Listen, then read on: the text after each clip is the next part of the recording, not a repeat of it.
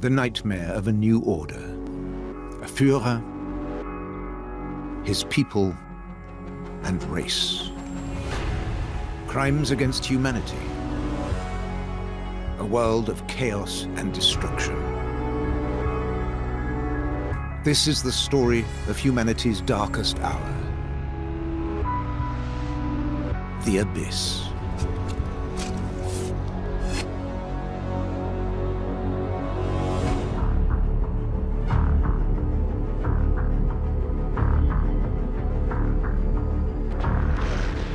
France, 1940. The German Wehrmacht defeats the French army in just 6 weeks. To humiliate the archenemy, the Nazis put on a special show. German dictator Adolf Hitler orders a railway carriage diverted onto a branch line in the forest of Compiègne. This is where the French will sign their surrender. This is where Germany acknowledged defeat at the end of the First World War.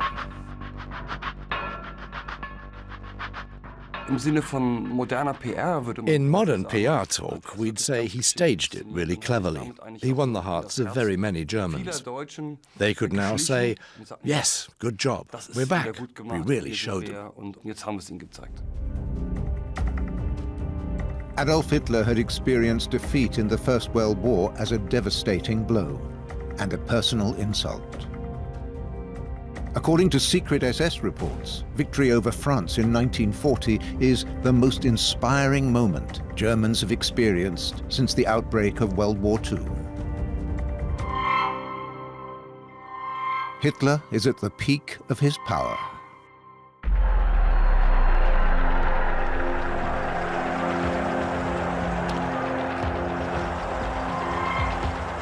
Well, Nazism is unthinkable without the First World War and without Germany's defeat in the First World War. That defeat was the jumping-off point for the murderous cataclysm the Nazis would unleash over the decades to come.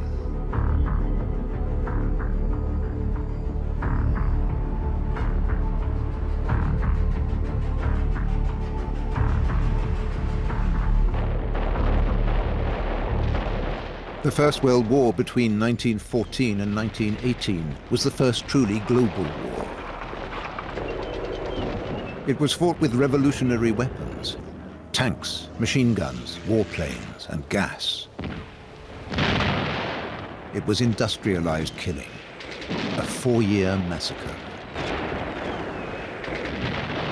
It's basically impossible to exaggerate just how devastating the consequences of World War I were for every country that was involved. The loss of life has been extraordinary and utterly unexpected.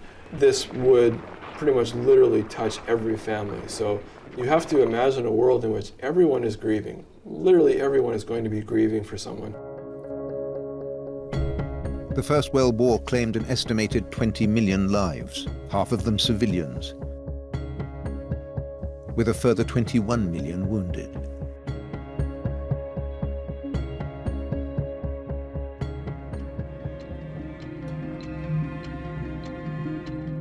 The appalling consequences cannot be ignored.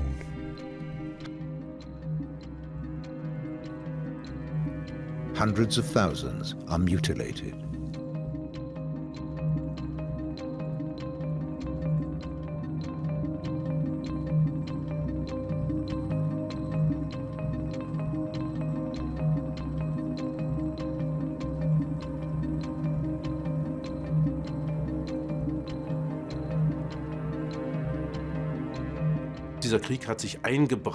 This war seared itself into people's souls and into their bodies like no war before it. It traumatized hundreds of thousands of soldiers. Post-war, there was the phenomenon of the Shakers, shell-shocked men who no longer had control over their bodies. Shakers in Germany, shell-shocked in Britain. But it's the same illness.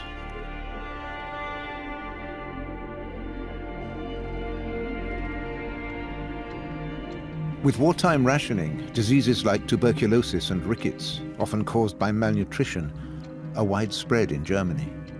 They claim many lives. But Germans put up with the sacrifices because they believed that victory is imminent and inevitable. When the military situation takes a sudden turn for the worse in 1918, the German High Command under Erich Ludendorff and Paul von Hindenburg ask for armistice negotiations. But they don't want to bear the responsibility.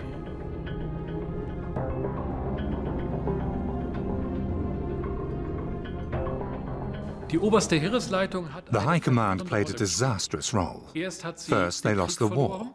Then they acknowledged Germany's defeat too late. Then they did a bunk. And finally, they blamed it all on the Republican elements who took over. And they succeeded. And so the Weimar Republic was disadvantaged from the beginning.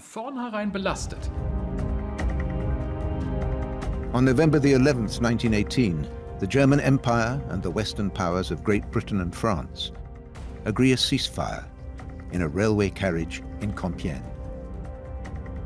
No German generals are present. Instead, a politician, Matthias Erzberger, signs the ceasefire. He's a civilian, a member of the Catholic Centre Party, and a Democrat.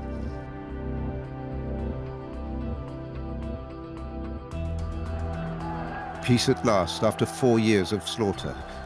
The terrible shared experience seems for a moment to bring people together, at the front, and above all in the victorious nations.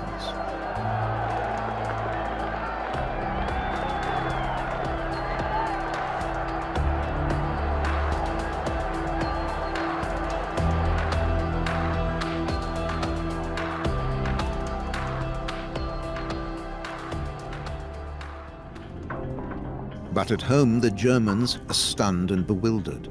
The army and the press have been lying to the people for years, concealing the dire situation. There hadn't been any air raids, all the fighting was outside the country. And if you looked at the German newspapers in September 1918, many said we were winning. So for very many people, the defeat was a total shock. Large numbers of soldiers come back to Germany, convinced they were undefeated in the field. What will happen to them? What will happen to their country? Nothing is clear. And that goes for a returning soldier called Adolf Hitler, an Austrian artist and drifter who moved to Munich in 1913 and volunteered for the Bavarian army in World War I.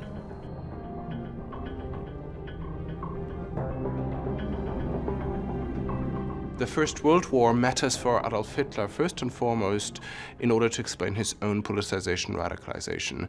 There is a delayed impact of the First World War for him because he returns from the war with still fluctuating political ideas. He still hasn't quite realized that Germany really has lost the war. And it is really only in the summer of 1919 that Hitler fully realized that the war has not ended in some kind of draw, but that Germany really has lost the war.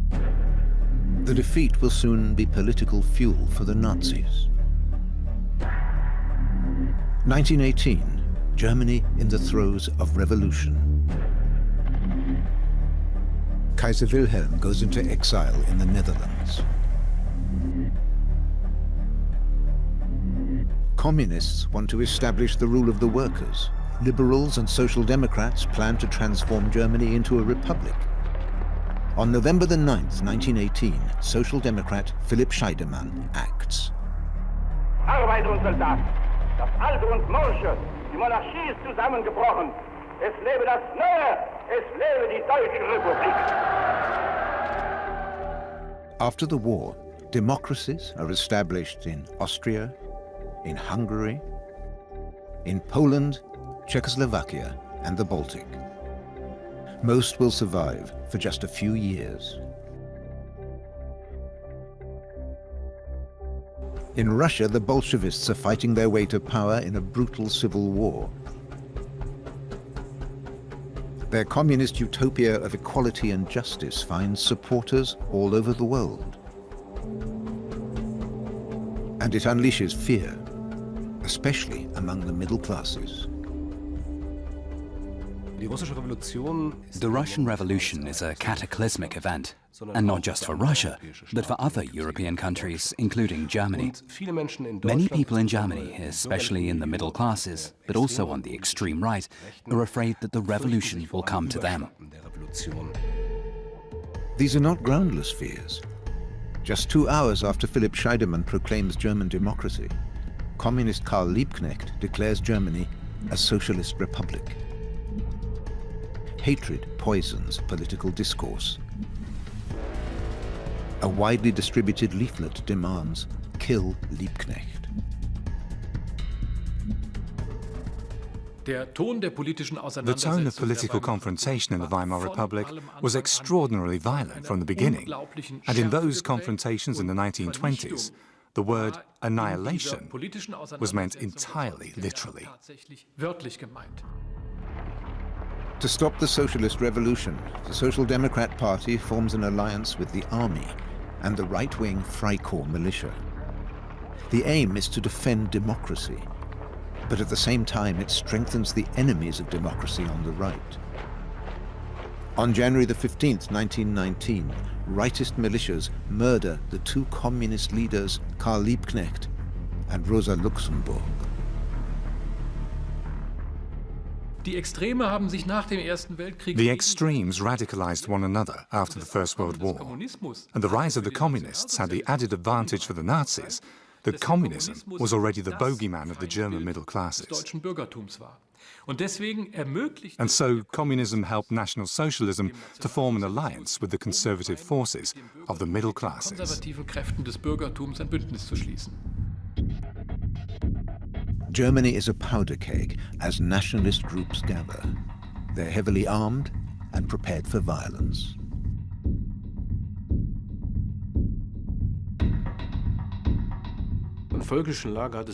There were many different groups in the nationalist camp.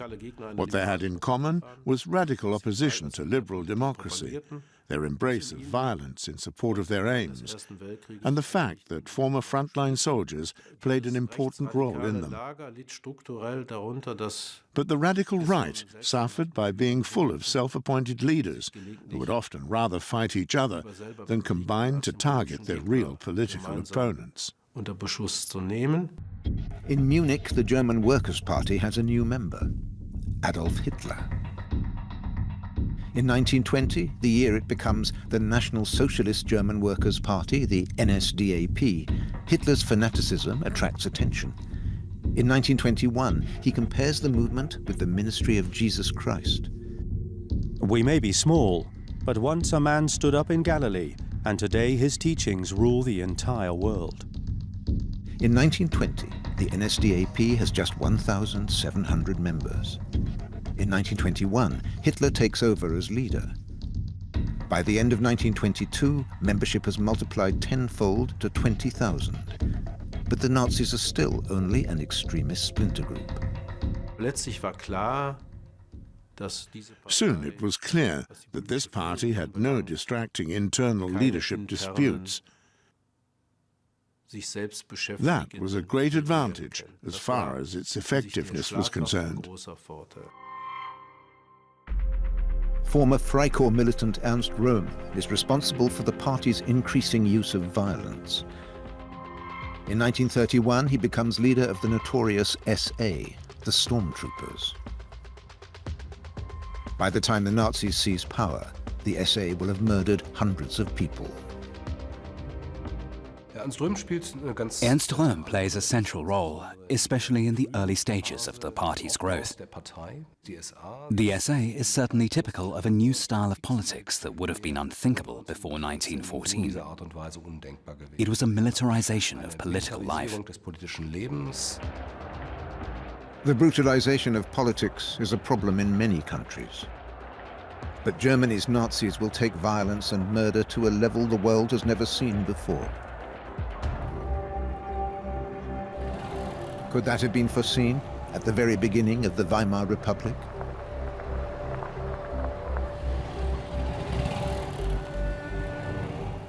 In November 1918, history was not yet written.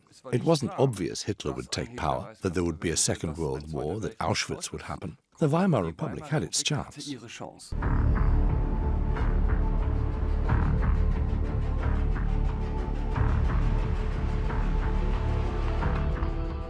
In January 1919, Germans elect the National Constitutional Assembly, the first parliament of the Weimar Republic.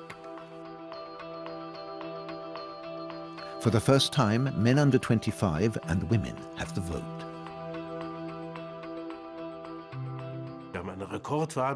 There is record participation. Germans are hungry for democracy. They want to be involved. The SPD Social Democrats win the election with 37.9% of the vote. The Catholic Centre Party comes next with 20%. The left liberal DDP gets 18.5%. The DNVP, the German National People's Party, a loose coalition of conservatives, anti-Semites and monarchists, reaches just 10%. SPD politician Friedrich Ebert becomes Reich President. His party colleague Philipp Scheidemann, Reich Chancellor. Democrats are in control. The 1919 election was deceptive because it produced a three-quarters majority for the forces of the Republic. But over the 1920s, this majority showed itself to be unstable. The Palace of Versailles near Paris will become the symbol of Germany's destabilization. In January 1919, the victorious powers begin negotiating the peace treaty that will formally end the Great War. The Germans do not take part in the negotiations. They are only allowed to make written submissions. It soon becomes clear, as the defeated power, Germany must accept harsh terms. Chancellor Philipp Scheidemann is appalled. Any hand would surely wither that would bind itself and all of us in such chains. He resigns even before the negotiations are over. Versailles is not about reconciliation, but about punishment.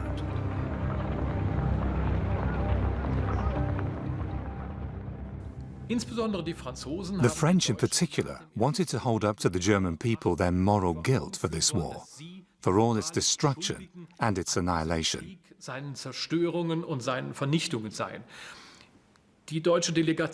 On their way to the negotiations, the train carrying the German delegation rolled especially slowly past the battlefields to sear the sight onto the Germans' eyes. In Versailles, they made the German delegation sit opposite French veterans with mutilated faces to remind the Germans of their moral guilt. The victorious powers want to avenge what the Kaiser and his armies wrought. But they're punishing the new German Republic and weakening its young democracy.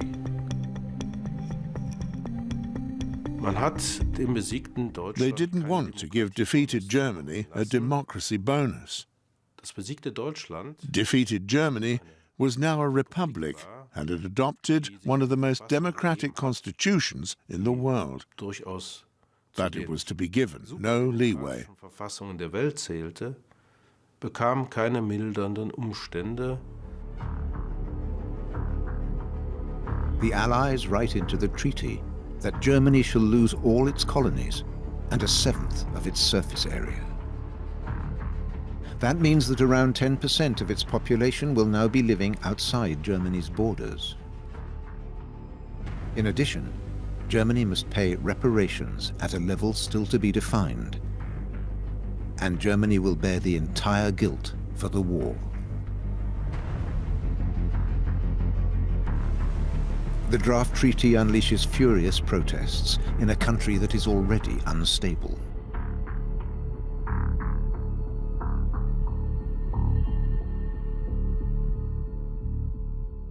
Demobilized men, revolutionary uproar, right and left fighting each other, a whole new political system being introduced, and national defeat, humiliation. After that, the terms of the Treaty of Versailles, the extent of reparations, all of this was horrendous for Germany. And right-wing nationalists use opposition to the Versailles Treaty to advance their own ends.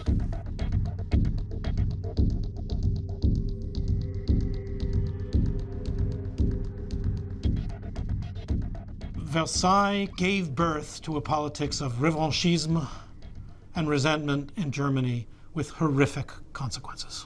The question is not whether the makers of the Versailles Treaty caused the Nazi crimes or were responsible or guilty for the Nazi crimes. That's not the question. The question is whether they contributed to the creation of an environment that made it possible for creatures like Hitler to flourish. By that measure, Versailles was a terrible, terrible failure. For years, Hitler attacks the despised Versailles Diktat. He knows he's hit a nerve. Take this speech in November 1933 in Berlin. Man muss Besiegten auch wirtschaftlich vernichten, damit es dem Sieger wirtschaftlich besser geht. Eine irrsinnige These, die aber den ganzen Versailler Vertrag wie ein roter Faden durchzieht. Man versucht die Wirtschaft eines großen Volkes mit unerträglichen Lasten zu beladen.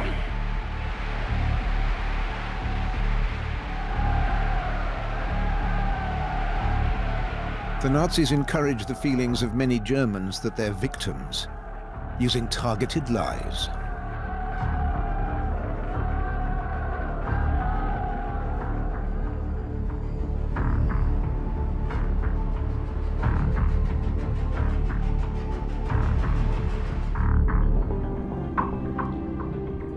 November 1919. The Parliamentary Commission of Inquiry into War Guilt invites Field Marshal Paul von Hindenburg to testify. He claims that the revolution on the home front undermined the army, the famous legend that the soldiers had been stabbed in the back. It made pacifists, leftists, and Jews responsible for Germany's defeat. It was a lie with far-reaching consequences.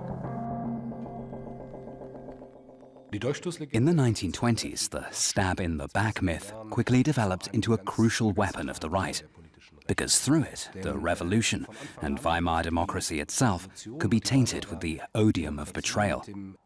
And that narrative of betrayal is absolutely central. Right-wing newspapers spread that myth.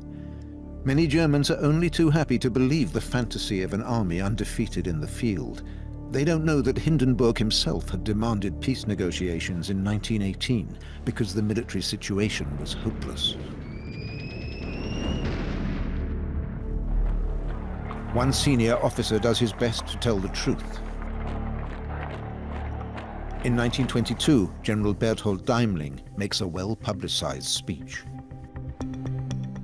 The German people should stop giving credence to this myth. The guilty men are those who failed to call for a negotiated peace while there was still time. In retirement since the end of the war, Deimling has turned from a hawk into a critic of the military and a member of the left-liberal German Democratic Party. Many former comrades now turn their backs on him, especially when he directly blames the Army High Command for losing the war. In the person of Paul von Hindenburg. Hindenburg was a legend. He was virtually an alternative Kaiser. The real emperor was gone, but people wanted a new father figure, and attacking him was unthinkable for those on the center-right. That's why the voices for a more nuanced view, for the truth, if you will, couldn't make themselves heard. The problem of the stab-in-the-back legend was this: it splits society. And it strengthens the forces of nationalism. The conviction that they have been betrayed by treasonous leftists, Jews, or Democrats fans their hatred for the Republic. These extreme ultra-right nationalist movements thought that the democratic system was undermining Germany. There was too much pacifism, too much regret about the loss of life. They needed to toughen up. So you have these new far-right movements coming in, and very, very violent as well. There is violence, divisiveness, and hatred. In its very first year, democracy is already in a critical condition.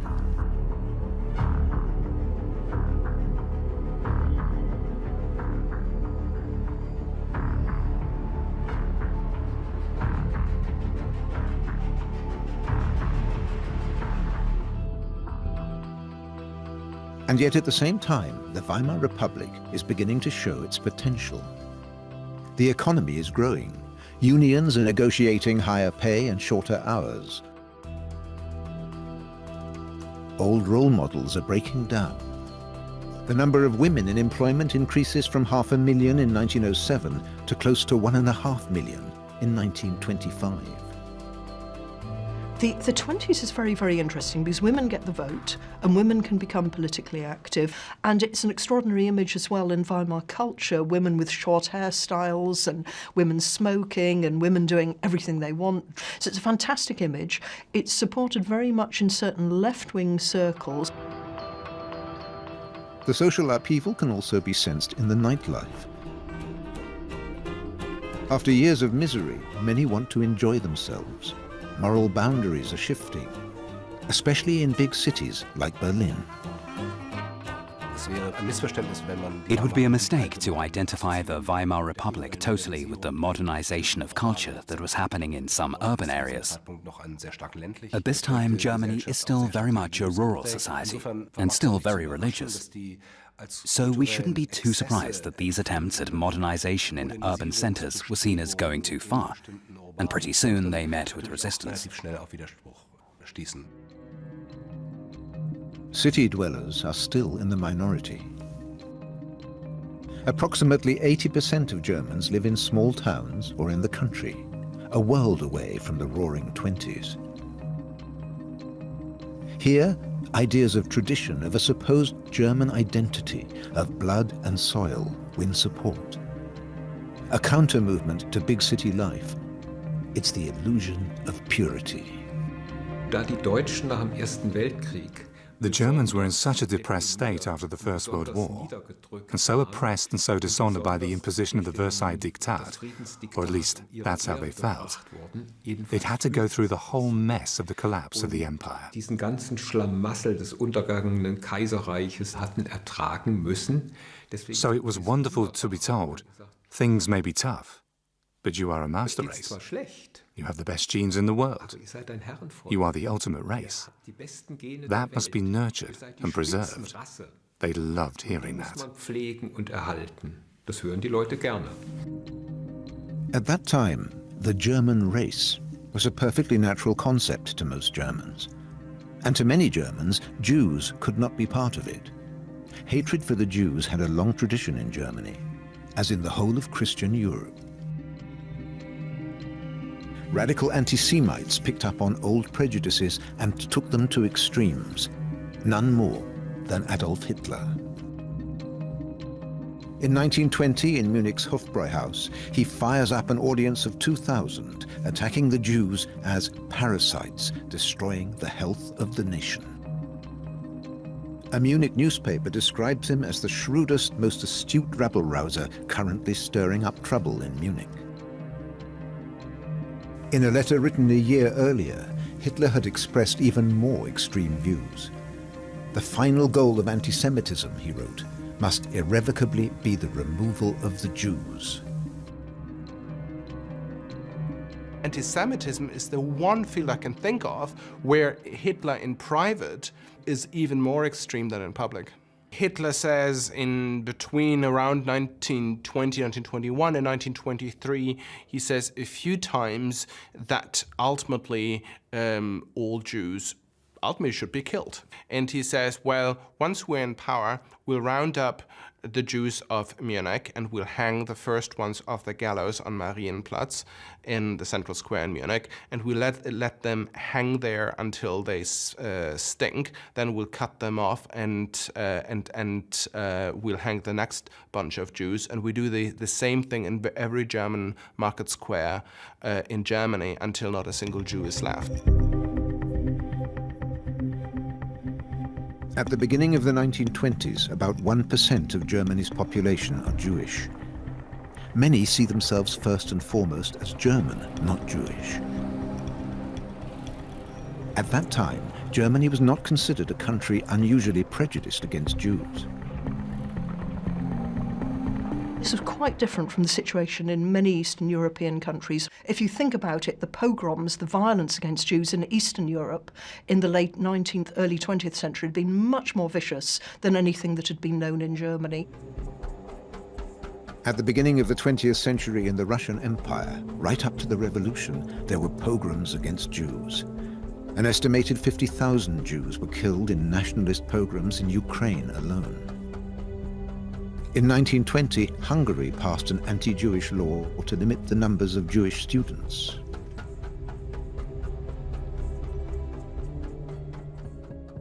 The mania of anti-Semitism is inflamed by the leading role played by Jews in communist movements. Leon Trotsky in Russia, Bela Kun in Hungary. In Germany, Kurt Eisner and Rosa Luxemburg.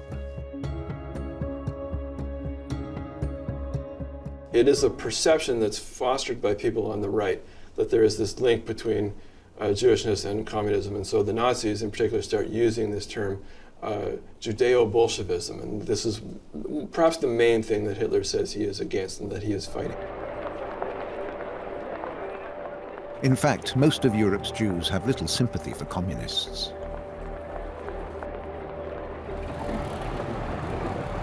In the Weimar Republic, German Jews have their first opportunity to rise to high public office.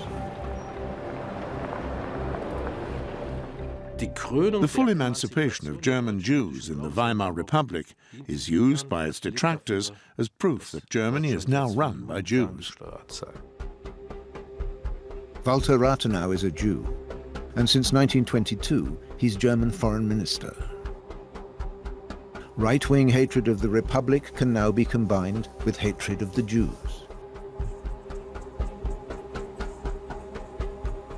Anti-Semitic beliefs are stoked by lies like the forged Protocols of the Elders of Zion, a pamphlet written at the end of the 19th century that is supposed to prove the Jewish goal of world domination.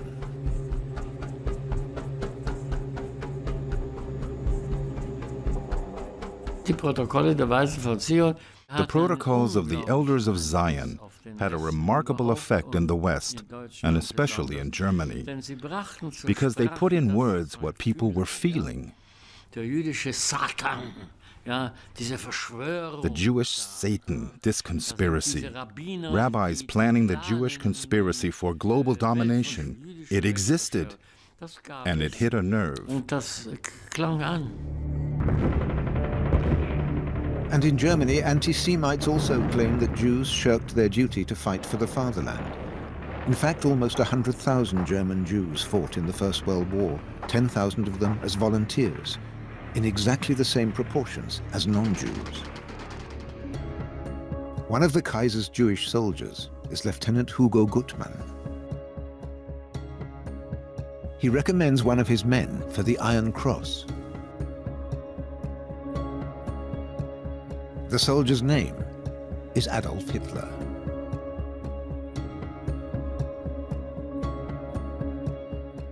The story of Hugo Gutmann really matters for Hitler because he needs to write the story of Hugo Gutmann in his life out of the story, because all evidence suggests that there was no tension between Hitler and his Jewish commanding officer at the end of the First World War. Gutmann is a threat to the Nazis' carefully cultivated claim that Hitler had always hated the Jews and suffered under them. In 1937, Hugo Gutmann is arrested by the Gestapo. He's freed, and in 1940, he can flee to the USA. There, he changes his name to Henry G. Grant, not least out of fear that Hitler's henchmen could track him down and kill him. It really helped Adolf Hitler that once Hugo Gutmann had arrived in exile in America, he didn't really want to talk about the past anymore. In 1962, Hugo Gutmann died in the USA at the age of 81, under the name of Henry G. Grant.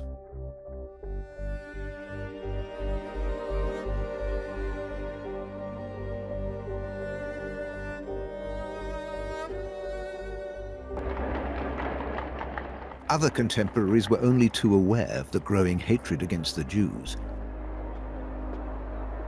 In 1922, a satirical novel appeared in Vienna called The City Without Jews. It was written by Hugo Bettauer, himself a Jew who had converted to Christianity. 2 years later, the book was filmed. This prophetic story takes place in a city called Utopia, clearly modeled on Vienna. The Jews here are blamed for everything bad: moral collapse, inflation, unemployment. The city's political boss banishes the Jews.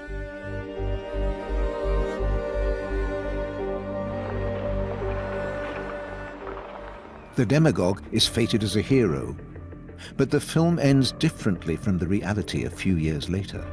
Without Jews, the economic and cultural life of Utopia declines. The anti-Semites acknowledge their error and invite the Jews back. They all live happy ever after, only in the movie. Author Hugo Bettauer is known for his liberal views. He campaigns for modernized divorce laws, the right to abortion, and the legalization of homosexuality. To the radical right, Hugo Bettauer is everything they despise. And I think you have to realize that at this time, the radical right is not yet strong enough for public confrontations. Instead, their policy is to use assassination to eliminate individuals who personify everything they reject. In 1925, Hugo Bettauer is shot dead by an Austrian dental technician. The murderer had recently joined the NSDAP. Hatred of the Jews is becoming ever more central to Nazi ideology.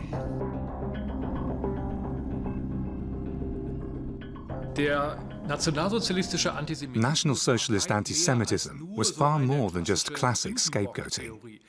No, it had a cohesive racial theory behind it that consciously led to the conclusion that the Jews must be eliminated.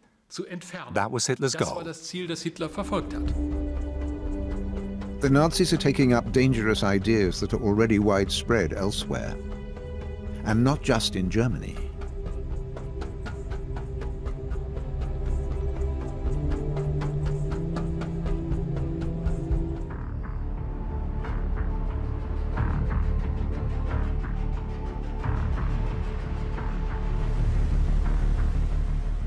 In the USA, the Ku Klux Klan is the personification of racism. It preaches hatred and violence against blacks, Jews, Catholics, and communists. At the beginning of the 1920s, the Klan has over 3 million members. KKK was associated in particular with lynchings, and especially lynchings of black defendants accused of having made sexual advances to white women. It has to be said that lynch justice of this kind, that is extra-legal killings, have a long history in the United States. They long predated the Ku Klux Klan. The concept of superior and inferior races has been growing since the beginning of the 20th century, with the help of theories of eugenics, of hereditary genetic health. Supporters call for the elimination of supposedly worthless sections of society through selective breeding, sterilization, or euthanasia.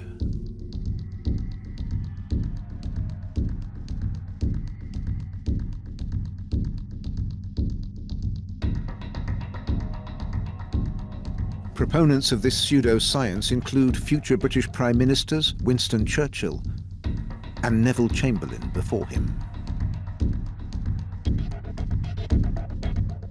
The author D.H. Lawrence wrote in 1908, "If I had my way, I would build a lethal chamber as big as the Crystal Palace, and lead in gently all the sick, the halt, and the lamed, and they would smile me a weary thanks." The ideas of eugenics were very widespread in the world in the late 19th and early 20th century.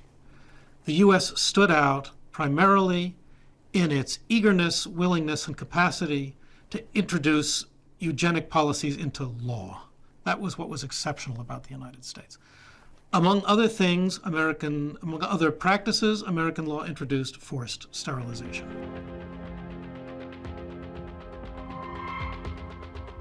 In Germany too, the ideas of the eugenicists catch on. Notably in a polemic published in 1920 by psychiatrist Alfred Hoche and criminologist Karl Binding, titled Approving the Elimination of Life Unworthy of Life. Forced sterilizations, experiments on humans, mass murder of allegedly inferior peoples, all these will be radically implemented by Hitler and the Nazis. Again and again, we see National Socialism picking up on ideas like eugenics or racism, or the idea of the folk, ideas that were already widespread in Germany and Europe at the beginning of the 20th century. But they made them far more radical, pushed them to the limit.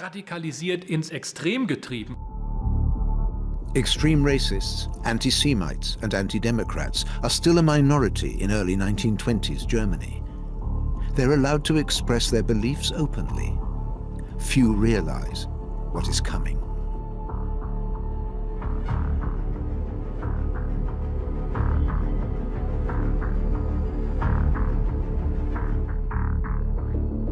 In March 1920, 5,000 Freikorps militiamen march on Berlin to install a military dictatorship.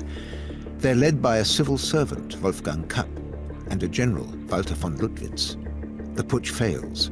The violence continues. Besides that, there was political terrorism. There were secret organizations that set out to assassinate key figures of the Weimar Republic. Public enemy number one for the right was a Catholic politician, Matthias Erzberger, because he had signed the armistice in Compiègne in 1918. In August 1921, Matthias Erzberger is shot dead while out walking by two right-wing extremists. Murder as a political weapon. The radical right targeting Democrats.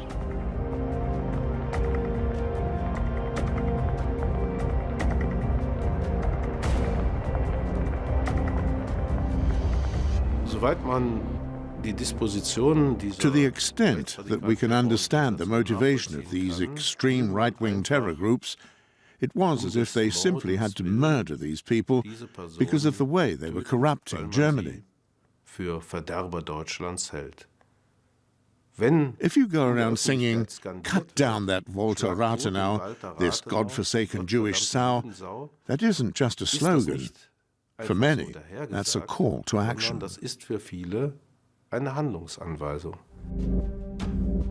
In June 1922, German Foreign Minister Walter Rathenau is shot dead by members of the extreme right-wing Consul organization.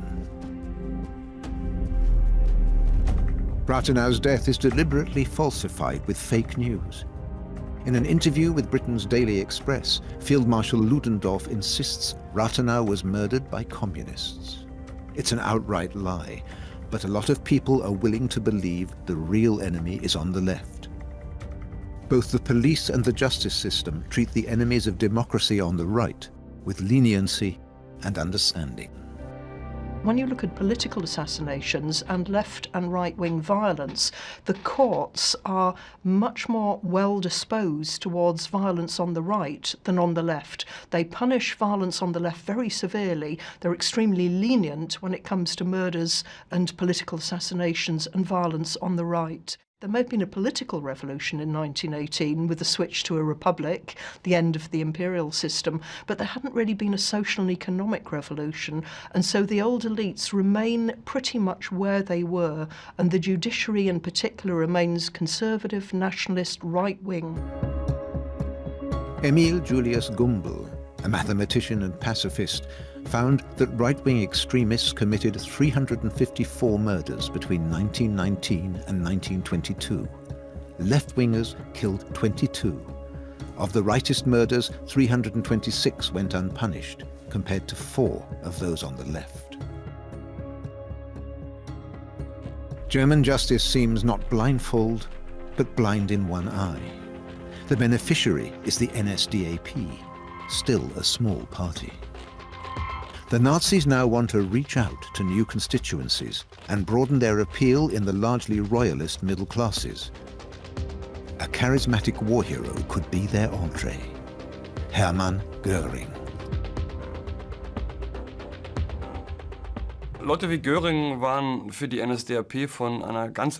People like Göring were hugely important to the NSDAP. Towards the end of the 1920s, Göring, as a well-connected war hero, helped infiltrate the ranks of wealthy middle-class nationalists and to overcome their initial reserve.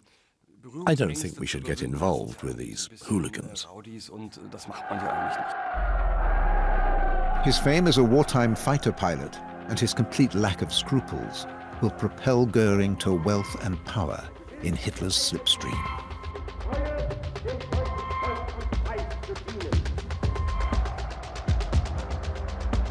Meanwhile, the Nazis learned from the enemies of democracy abroad, especially in Italy.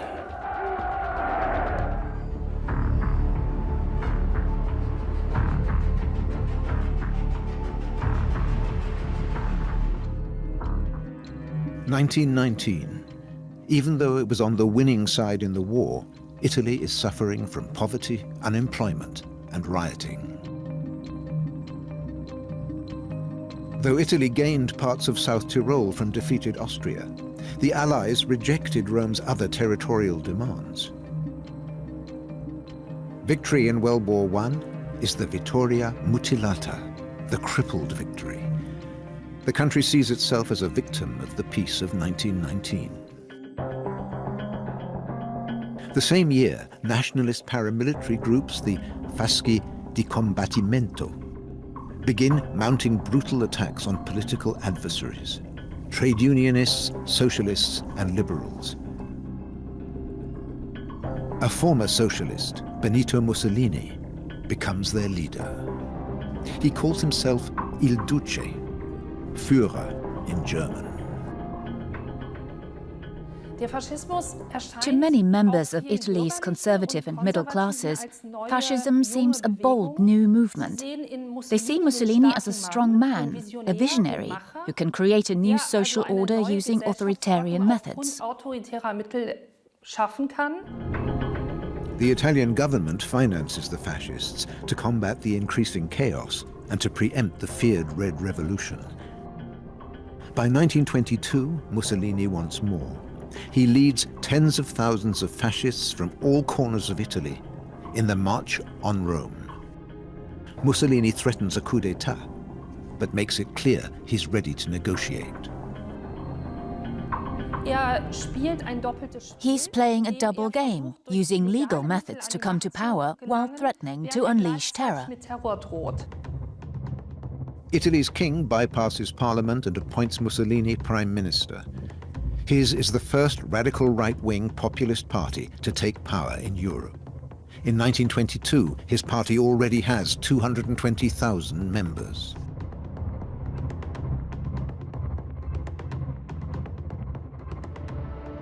Margherita Sarfatti is one of fascism's earliest supporters. For many years, she's Mussolini's trusted advisor and his lover. A former socialist herself, she writes the first biography of Mussolini in 1926, playing a major role in making the Duce a new kind of political star. Sarfatti played a very significant role in fascism, particularly in its early days. As a very cultivated and intellectual woman, she could give fascism a veneer of bourgeois respectability, and she established contacts with an artistic milieu. She transformed a somewhat provincial Mussolini into a much more sophisticated figure. So she was very important for Mussolini's own intellectual development, but also in creating the cultural basis for the whole fascist movement. Margherita Sarfatti is Jewish. At the beginning of Italian fascism, anti-Semitism plays only a minor role. But by the 1930s, Sarfatti senses that the fascists' hatred of Jews is growing. It's the beginning of a period when Sarfatti struggled to maintain her position both as a woman and as a Jew, in the party and in fascist social circles. And in the 1930s, Mussolini begins to distance himself from her more and more. In 1938, Margherita Sarfatti emigrates to South America, only returning in 1947. Until her death in 1961, she insists that the original ideas of fascism were betrayed. One reason for her flight from Italy?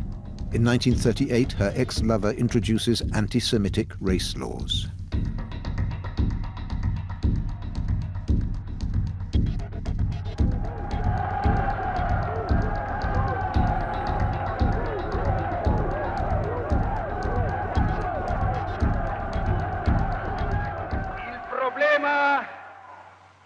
Costante attualità è quello razziale.